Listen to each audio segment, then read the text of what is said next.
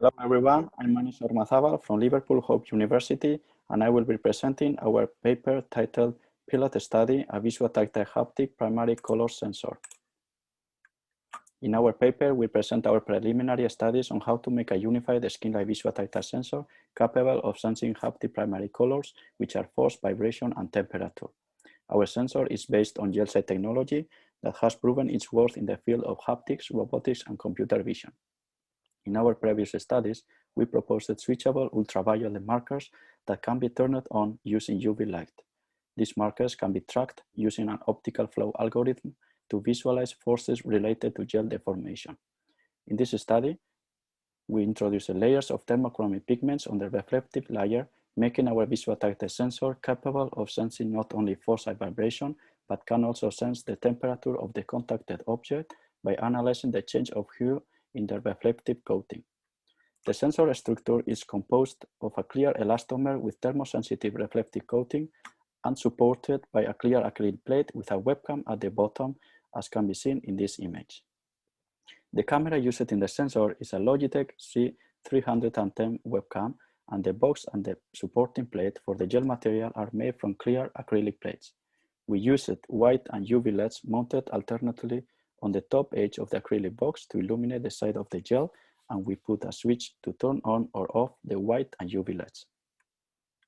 The square gel material was obtained from a commercially available cosmetic sponge, and UV markers were added to the reflective coating.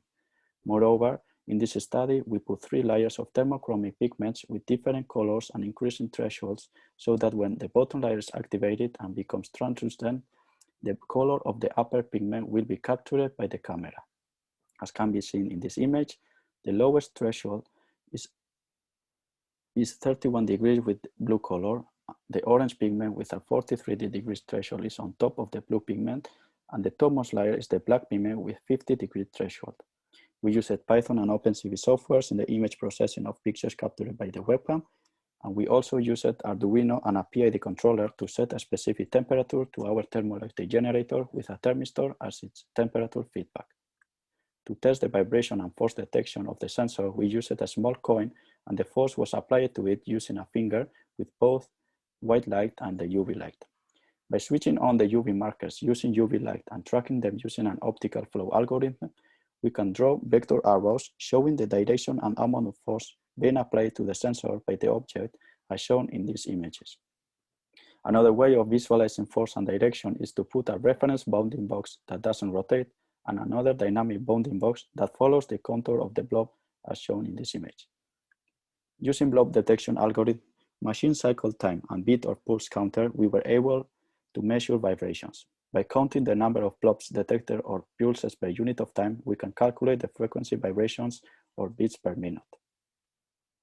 Finally, in the temperature test, we used a TEG stabilized by the PID controller, and by using the OpenCV built-in function to record hue saturation values in a given ROI within a 40 per 40 pixel square, we were able to record average hue values at 25, 30, 35, 40, 45, and 50 temperature degrees.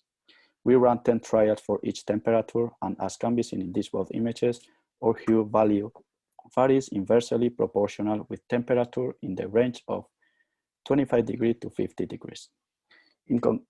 In conclusion, this pilot study presented a novel visuotactile sensor that can sense force, vibration, and temperature using one elastomeric slab. For the construction of the sensor, we used a commercially available silicon cosmetic sponge as an elastomeric slab, a switchable, UV markings, and vector arrows to show tactile forces, and different layers of thermochromic pigments to sense the temperature. We demonstrated twisting and shear force detection and how to measure vibrations by counting the number of blobs detected per unit of time, and we recorded the HSV values within an ROI and found out that the hue value changes inversely proportional with the temperature in a range of 25 degrees to 50 degrees.